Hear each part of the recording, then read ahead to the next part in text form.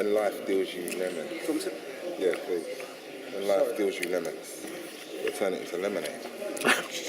Tell me, it must be, before we get to the sweet bit of the lemonade, must have been the most bitter thing for you losing to Groves. Tell me how bitter it was, the fallout, mentally, physically, and how you've got back. Well, after the fight, to be honest, I thought I won. A lot of people thought I won. What did you think of the fight, by the way? I thought you won. Right, there you go. I did think it was a split decision. Okay, yeah, of course. It was close, it was controversial, but a lot of people thought I won. Had me up by 2-3 rounds. Some pundits had me up 4 rounds. Could you have done more though? Of course I could have. And I said before, I've said in all my interviews, I made the first 6-7 rounds like a spar, like I was moving them around. I was too lackadaisy. I didn't throw enough punches. I was letting him move around the ring. I was letting him hit me with silly shots. But I said I've learned so much from this. The whole build-up, the whole fight. First time I've done 12 rounds, and I can do that at a fantastic pace. First time I got cut, I had a fantastic round 9. In round 10, I had a terrible round, probably the worst round of the fight because of the cut. I was wiping it. He see it was going in my eye, I couldn't see. I was worried about that. And what else? Yeah, the main thing is I'll never let no one nip the fight off me like that ever again. Ever again. So I've learned a lot. So there is positives that. You've learned to deal with losing as well. Of course, obviously I don't like losing. No sportsman I don't like does. losing. But I mean, I suppose, like I said, you've got to taste the bitter before you taste the sweet. So moving forward, you've got this shot. Was that a bit of a surprise to get it so? Yeah, so and this was giving me the oomph. Back, I got the phone call from Frank. He said, "Listen, Chunk, you should have won. We all thought you should have won, but I've got something nice for you." And he rang me a week later and the European title. And I was like, "Go on, Frank." So he's got that, and I say, "It's touch. Would I win this?" Puts me right back up there.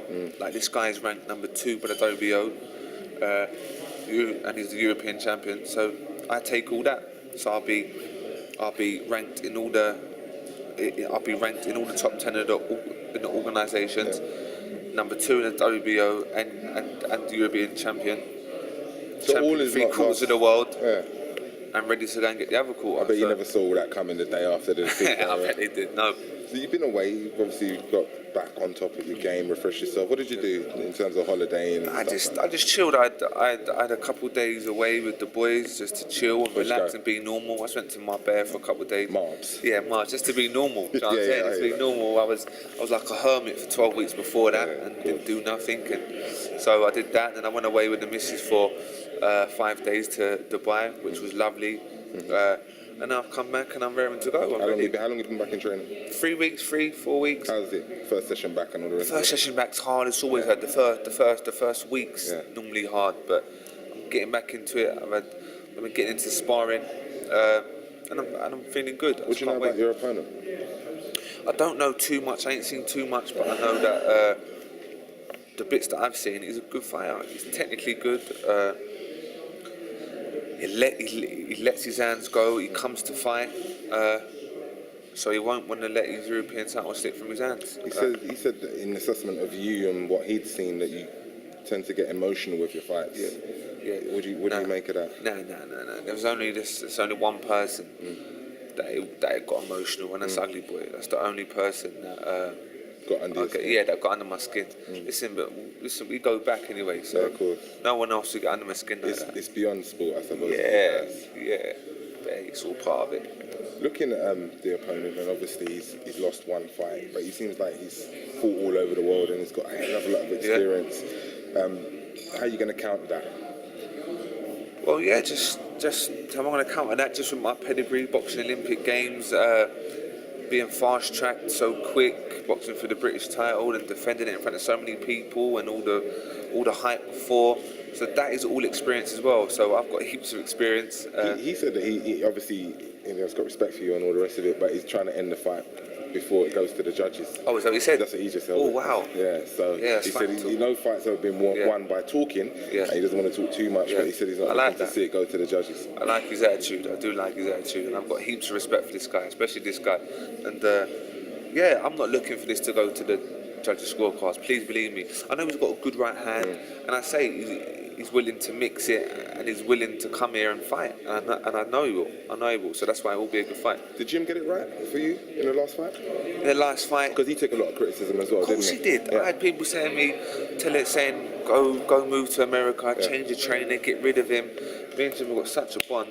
I'm not gonna get rid of him over one loss that maybe I should have won and Could have won.